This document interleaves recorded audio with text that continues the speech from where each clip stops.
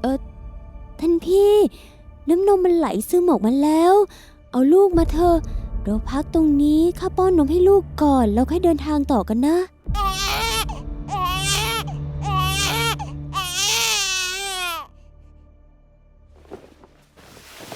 กลับมาดูหน่อยแล้ว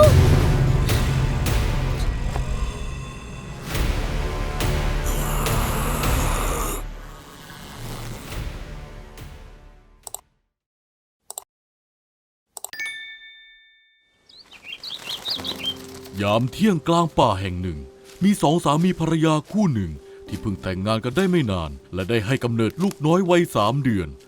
ทั้งสองกำลังเดินทางพาลูกน้อยไปเยี่ยมพ่อตาแม่ยายที่ต่างหมู่บ้านระยะทางระหว่าง2 หมู่บ้านนี้ยาวไกลเหลือเกินต้องใช้เวลาออกเดินทางตั้งแต่เช้ามืดไปจนค่ำกว่าจะถึงเป้าหมายขณะนี้ทั้งสองได้เดินทางมาครึ่งวันและมาถึงบริเวณที่ทำกินของชาวบ้านแถบนี้แล้วขณะนั้นเองสองสามีภรรยาก็เห็นชายหนุ่มคนหนึ่งแบกสะพายปืนกำลังเดินสวนทางมาภรรยามองชายหนุ่มผู้นั้นด้วยความรู้สึกคุ้นหน้าคุ้นตาเป็นอย่างดีโอ้พวกเจ้าสองคนกำลังเดินทางไปเยี่ยมพ่อตาแม่ยายหรือข้ากับสามีกำลังจะพาลูกน้อยไปเยี่ยมพ่อตาแม่ยายนะโอ้เช่นนั้นหรืองั้นข้าไปก่อนละพูดจบชายคนนั้นก็เดินจากไปเมียจ๋าชายคนนั้นเป็นใครหรือเจ้ากับเขารู้จักกันด้วยหรือเออรู้จักกันในฐานะเพื่อนกันเฉยๆนะไม่มีอะไรหรอกนะไปกันเถิดท่านพี่เจ้าอย่ามาโกหกข้าเลยข้ารู้อยู่แล้วชายคนนั้นเป็นคนรักเก่าของเจ้าใช่หรือเปล่าล่ะตอนข้าจะแต่งกับเจ้าน่ะข้าไปถามคนในหมู่บ้านมาหมดแล้วคนรักเหรอมันก็ใช่อยู่หรอกแต่เรื่องมันผ่านมานานแล้วช่างมันเถอะท่านพี่ไปกันเถอะนะเดี๋ยวจะมืดแล้วไปไม่ถึงเอาอ๋อเช่นนั้นหรือเมียจ๋าเช่นนั้นก็หมายความว่าเจ้ากับไอ้นั่นก็เคยนอนร่วมรักกันแล้วสิบอกข้ามาว่าทำกันไปกี่ครั้งแล้วตายแล้วท่านพี่ถามอะไรเช่นนั้นเล่าเรื่องแบบนี้ใครจะไปพูดให้ฟังกันล่ะบอกไปเดี๋ยวท่านก็งอแงไม่รักข้าอีกพอได้แล้วไปกันเถอะนะเมียจ๋าบอกข้ามาเถอะข้าสัญญาเลยว่าข้าจะไม่โกรธเจ้านะบอกมาเถิดข้าแค่อยากรู้นะยังไงข้าก็ยังรักเจ้าเหมือนเดิมนะเมียจ๋ากี่ครั้งแล้วกี่ครั้งแล้วก็ก็คุยกันตั้งนานกี่ครั้งใครจะไปจำได้แล้วล่ะทันทีที่ได้ยินคำตอบผู้เป็นสามีถึงกับหยุดชะงักสีหน้าแปรเปลี่ยนเป็นหึงหวงอย่างชัดเจนกี่ครั้งใครจะไปจำได้ก็แสดงว่าเยอะละสิใช่หรือเปล่าล่ะ นิดหน่อยเองท่านพี่เยอะขนาดนั้นเจ้าก็เดินไปคนเดียวเถอะข้าไม่ไปด้วยแล้วพูดจบสามีก็สะบัดหน้าหันหลังเดินย้อนกลับไปทางเดิมอย่างไม่ใยดีทิ้งให้ภรรยาได้แต่มองร่างของสามีที่เดินจากไปงอนซะแล้วท่านพี่รอข้าก่อนอย่าทิ้งข้าไว้คนเดียวสิไหนท่านบอกว่าจะไม่โกรธข้าไงเล่าเฮ้ยงอนกันเฉยเลยสามีไม่แม้แต่จะหันกลับมามองภรรยายืนงงมองตาปริบๆไม่รู้จะทำอย่างไรดีทางข้างหน้าก็ยังอีกไกลจะอุ้มลูกไปต่อลำพังก็ลำบากสุดท้ายนางเลยจำใจต้องเดินย้อนสอนกลับตามสามีขี้งอนไป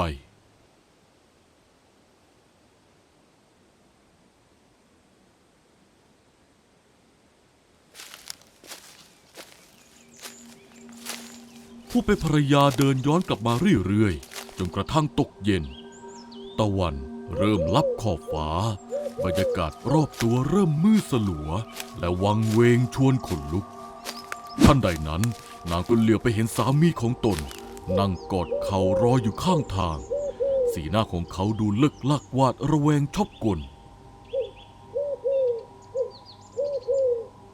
ท่านพี่ ท่านทำอะไรอยู่นะ เฮ้ยเจ้าเป็นใครนะ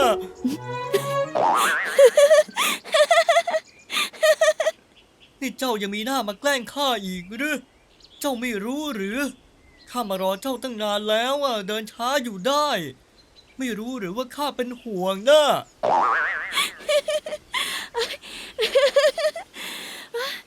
เป็นห่วงค่ะหรือว่าท่านกลัวผีกันแน่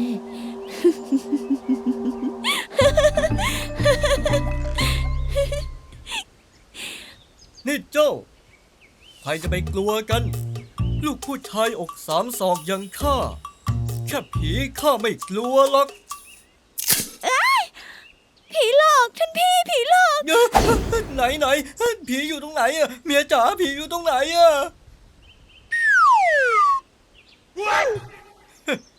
เมื่อกี้ข้าแค่หยอกเล่นกับเจ้าหรอกคนอย่างข้านี่หรือจะกลัวผีน่ะ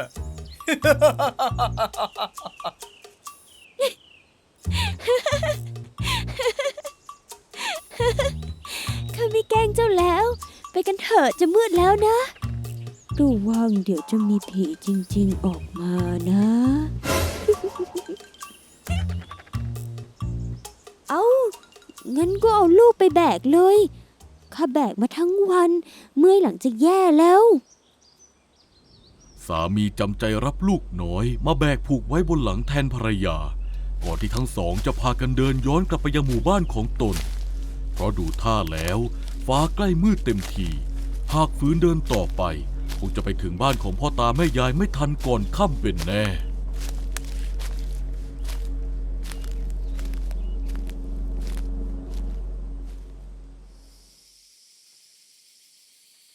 พระอาทิตย์ตกดินจนมืดสนิทรอบกายมองอะไรแทบไม่เห็นแต่โชคดีที่ทั้งสองพกไฟฉายติดตัวมาด้วยทั้งสองคนเดินมาเรื่อยๆจนมาถึงป่าท้ายหมู่บ้านอีกนิดเดียวก็จะถึงเรือนแล้วแต่ทว่าป่าตรงนี้ชาวบ้านต่างรู้กันดีว่าเป็นป่าช้าฝังศพเด็กทารกของคนในหมู่บ้านแต่ปกติชาวบ้านเดินผ่านไปผ่านมาก็ไม่มีอะไรเกิดขึ้นยิ่งเดินลึกเข้าไปบรรยากาศก็เริ่มเปลี่ยนไปอากาศเริ่มหนาวเย็นเยือกจู่ๆภรรยาก็รู้สึกคันเต้านมขึ้นมาน้ำนมไหลซึมออกมาจนเสื้อเปียกชุ่มไปหมดมันถึงเวลาที่จะต้องให้นมลูกแล้ว ท่านพี่น้ำนมมันไหลซึมออกมาแล้วเอาลูกมาเถอะเราพักตรงนี้ข้าป้อนนมให้ลูกก่อนแล้วค่อยเดินทางต่อกันนะ เมียจ๋าที่นี่มันน่าขนลุกแปลกๆนะอากาศก็หนาว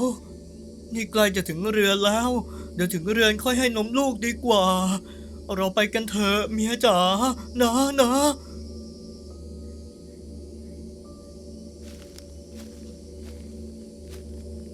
ทั้งสองเดินทางต่อไปเรื่อยๆและทันใดนั้นเสียงเด็กร้องลอยแว่วมาจากในป่าลึกทั้งสองคนสะดุ้งโหยงนึกว่าลูกตัวเองร้องแต่พอก้มดู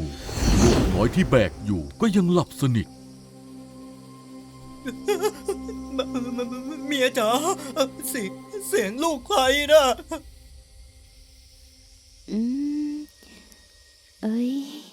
มืดขนาดนี้แล้วคงไม่มีลูกใครหรอกเราคงหูฝาดไปเองมากกว่าไปกันเถอะ ทั้งสองเดินไปได้อีกเพียงนิดเดียวก็ได้ยินเสียงร้องนั้นอีกครั้ง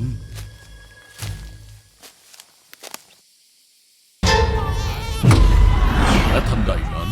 ภรรยาก็รู้สึกว่ามีอะไรเย็นๆมาเกาะหนึบที่ขานางเอา เอามือปัดแต่ก็ไม่เจออะไร เหมือนปัดไม่โดนสักพักก็รู้สึกเหมือนมีมือเล็กๆมาดึงกระโปรงดึงเสื้อนางกระตุกแรงๆเหมือนบางอย่างกำลังเกาะและปีนป่ายคลานบนร่างกายของนางไปมาเสียงร้องไห้ของเด็กดังระงมไปหมด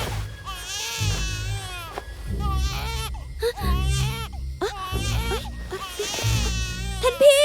รอข้าก่อน กลับมาก่อน ท่านเอาไฟฉายมาส่องสิ นี่มันอะไรเนี่ย อะไรก็ไม่รู้คันเต็มตัวข้าไปหมดเลย กลับมาดูหน่อยแล้ว อะไรนะเมียจ๋าตัวอะไรนะ เร็วเร็วสิท่านพี่รีบมาดูเร็ว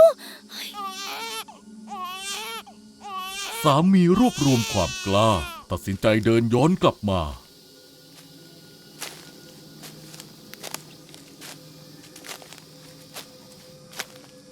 เมื่อเข้าใกล้เขาก็ใช้ไฟฉายส่องไฟไปที่ร่างภรรยา ภาพที่เห็นทำเอาเขาช็อกตกใจสุดขีด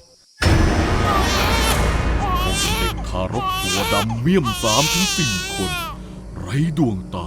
หน้าตาน่ากลัวฟันแหลมยาวกำลังเกาะแข้งเกาะขาเมียเขาอยู่ และที่น่าสยดสยองที่สุดก็คือ มีตัวหนึ่งกำลังอ้าปากกว้างเตรียมจะงับไปที่เต้านมของภรรยาที่กินนม เฮ้ยผีหลอกผีเด็กเกาะอยู่ที่ตัวเจ้ากำลังกินนมเจ้านะอ้า พูดจบสามีก็หันหลังวิ่งใส่เกียร์หมาหนีไปคนเดียวทันทีทิ้งให้เมียอยู่ลำพังท่ามกลางความมืดภรรยาตกใจสุดขีดแม้มองเห็นไม่ชัดแต่รู้สึกหนักอึ้งเหมือนมีอะไรมาเกาะเต็มตัวนางพยายามจะวิ่งตามสามีแต่ทว่าร่างกายของนางกลับหนักอึ้งไปหมดก้าวขาไม่ออก ไอ้บ้า กลับมาเดี๋ยวนี้นะ กลับมาช่วยข้าเดี๋ยวนี้ไอ้คนแห่งซวยเจะอย่าทิ้งข้าไว้คนเดียวนะ กลับมาช่วยข้าเดี๋ยวนี้ สามีที่วิ่งหน้าตั้งไปก่อนแล้วเมื่อได้ยินเสียงภรรยาตะโกนด่าตามหลังเขาก็ชะงักฝีเท้าและหันมามองพบว่าภรรยาของเขายังยืนแข็งทื่ออยู่ที่เดิมทั้งกลัวทั้งตะโกนด่าเขาด้วยความเป็นห่วงภรรยาสามีเลยรวบรวมความกล้าทำใจดีสู้เสือกัดฟันวิ่งย้อนกลับไปช่วยภรรยาพอไปถึงเขาเอาไฟฉายส่องดูเห็นพวกผีเด็กยังเกาะดึกไม่ยอมปล่อย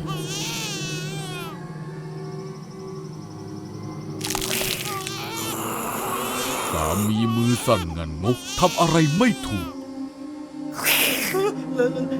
แล้วข้าต้องทำยังไงวะเนี่ย เร็วเข้าสิเอามันออกไปสิเร็วเข้าไอ้บ้าไอ้โง่เร็วเข้า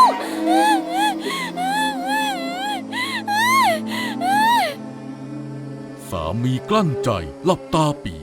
ยื่นมือไปกระชากร่างผีเด็กตัวที่กำลังเกาะนมอยู่ออกมาอย่างแรง นี่นมเมียข้ามีไว้สำหรับลูกข้าเท่านั้น เจ้าอย่ามาแตะต้องนะ สามีเหวี่ยงร่างเด็กผีตัวนั้นทิ้งเข้าป่าไปอย่างสุดแรง แล้วก็ไล่กระชากดึงไอ้ตัวที่เกาะแขนเกาะขาออกทีละตัวจนหลุดออกไปหมดพอจัดการหมดแล้วสามีก็ตั้งท่าจะวิ่งหนีอีกรอบแต่ภรรยากลับยืนตัวแข็งทื่อก้าวขาไม่ออกเพราะความกลัวจนช็อกเขาเห็นดังนั้นจึงรีบเข้าไปอุ้มภรรยาแล้วใส่เกียร์หมาวิ่งหน้าตั้งกลับเข้าหมู่บ้านไปโดยไม่คิดชีวิต